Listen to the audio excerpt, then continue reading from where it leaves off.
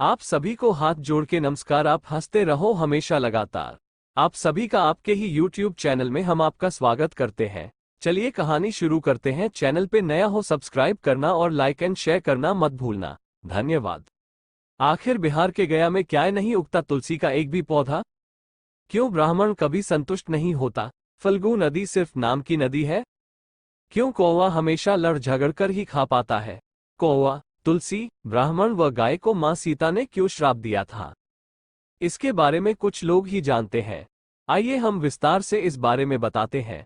वाल्मीकि रामायण के मुताबिक वनवास के दौरान भगवान राम, लक्ष्मण और माता सीता पितृपक्ष में श्राद्ध करने के लिए बिहार के गया धाम पहुंचे।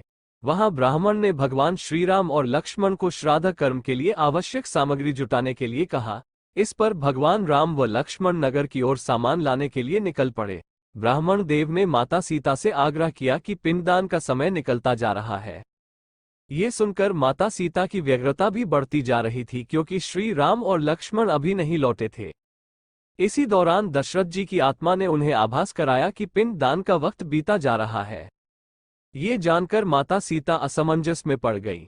तब माता सीता ने समय के महत्व को समझते हुए यह निर्णय लिया कि वो स्वयं अपने ससुर राजा दशरथ का पिंडदान करेगी। उन्होंने फल्गु नदी के साथ साथ वट वृक्ष, कौवा, तुलसी, ब्राह्मण व गाय को साक्षी मानकर स्वर्गीय राजा दशरथ का पिंडदान विधि विधान के साथ किया।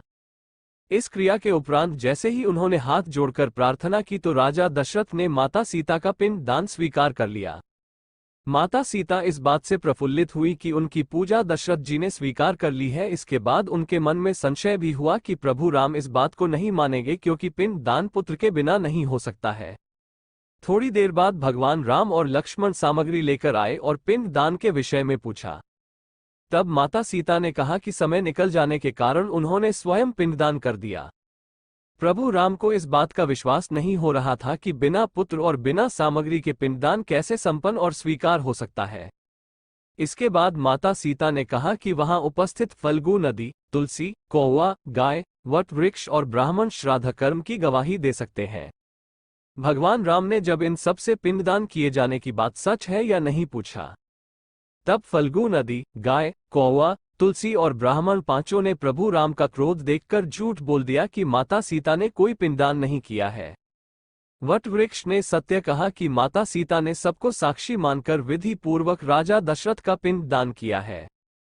पांचों साक्षी के झूठ बोलने पर माता सीता ने क्रोधित होकर उन्हें आजीवन श्राप दे दिया। फल्गु नदी को श्राप दिया कि वो सिर्फ नाम की नदी रहेगी, उसमें पानी नहीं रहेगा। इसी कारण फल्गु नदी आज भी गया में सूखी है। गाय को श्राप दिया कि गाय पूजनीय होकर भी सिर्फ उसके पिछले हिस्से की पूजा की जाएगी और गाय को खाने के लिए दर बदर भटकना पड़ेगा।